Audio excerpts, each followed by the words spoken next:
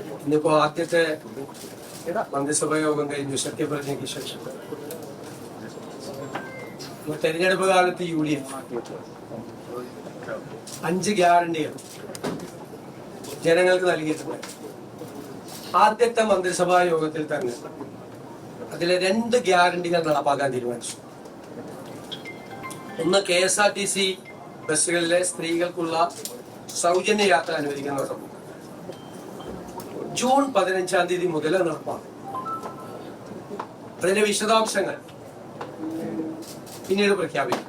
June 15 മുതൽ, അടുത്ത മാസം 15-ാം തീയതി മുതൽ KSRTC ബസ്സിലെ സ്ത്രീകളുടെ സൗജന്യ യാത്ര.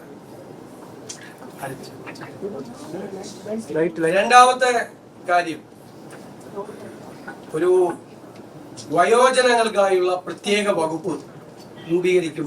ഇന്ദിരാ ഗ്യാരണ്ടിയിൽ നിങ്ങൾ കേൾക്കുമ്പോ അത് തീരുമാനമെടുത്തിട്ടുണ്ട്. വയോജനങ്ങൾക്കായി പ്രത്യേക വകുപ്പ് രൂപീകരിക്കാൻ പോകും. ഞാൻ വളരെ അഭിമാനത്തോടെ പറയുന്നു, എന്റെ അറിവിൽ നമ്മുടെ രാജ്യത്ത് ആദ്യമായിട്ടാണ് ഒരു സംസ്ഥാനത്ത് വയോജനങ്ങൾക്ക് വേണ്ടി പ്രത്യേകമായ വകുപ്പ് രൂപീകരിക്കുന്നത്. ഞങ്ങൾ ആ വകുപ്പ് രൂപീകരിച്ചതിന് ശേഷം ഇത് ഏറ്റവും ഭംഗിയായി നടപ്പാക്കിയ രാജ്യം ജപ്പാൻ. ഏറ്റവും ഭംഗിയായി വയോജനങ്ങളുടെ ഒരു ജീവിതം തന്നെ മാറ്റിമറിച്ച വിപ്ലവകരമായ ഒരു നടപടിയാണ് ജപ്പാനിലെ ഗവൺമെന്റുകൾ സ്വീകരിച്ചത്. നമുക്കിപ്പോ എല്ലാം ചെയ്യാനുള്ള പരിമിതികൾ നമുക്കുണ്ട്, എങ്കിലും ആ മോഡൽ കൂടി പരിശോധിക്കും. അതിനുള്ള ഒരു നല്ല സ്റ്റഡി അടുത്ത 1-2 മാസത്തിനുള്ളിൽ പൂർത്തിയാക്കി കേരളത്തിലെ വയോജനങ്ങളെ, ഞാൻ കരുതുന്നത് ഒരു സമൂഹം പരിഷ്കൃതമാണോ അല്ലയോ എന്ന് പരിശോധിക്കാനുള്ള ഒരു അളവുകോൽ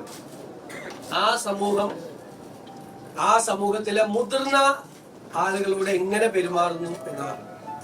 അപ്പൊ നമുക്ക് കേരളം സിവിലൈസ്ഡ് സൊസൈറ്റിയാണ്, പരിഷ്കൃത സമൂഹമാണെന്ന് ലോകത്തോട് മുഴുവൻ വിളിച്ചു പറയണമെങ്കിൽ പ്രായമായവരുടെ അവരോട് ഏറ്റവും മാന്യമായി, അവരെ കരുതലോടുകൂടി, അവരെ ചേർത്ത് പിടിച്ചുകൊണ്ടുള്ള ഒരു സമീപനവും പദ്ധതികളും കേരളത്തിൽ ഉണ്ടാകണം ധാരാളമായി. ഒരു വകുപ്പ് രൂപീകരിച്ച് അവിടെ കുറെ സെക്രട്ടറിയും ഉദ്യോഗസ്ഥരെ വെക്കുന്ന അല്ല അതിന്റെ ഉദ്ദേശം. വലിയ ലക്ഷ്യങ്ങളാണ് ഇതിനകത്തുള്ളത്. സ്വപ്നതുല്യമായ കാര്യങ്ങൾ ഈ വയോജന വകുപ്പ് രൂപീകരിച്ചതിന്റെ പുറകിലുണ്ട്. അത് പുറകെ സ്റ്റെപ്പ് ബൈ സ്റ്റെപ്പ് ആയിട്ട് നടക്കും. അതിനുള്ള വിശദമായ ഒരു പഠനം തന്നെയാണ് വയോജന വകുപ്പിനെ സംബന്ധിച്ചത്. നമുക്ക് കേരളത്തിന് വലിയ താമസമില്ലാതെ ലോകത്തോട് മുഴുവൻ ഉറക്കെ വിളിച്ചു പറയാൻ പറ്റണം.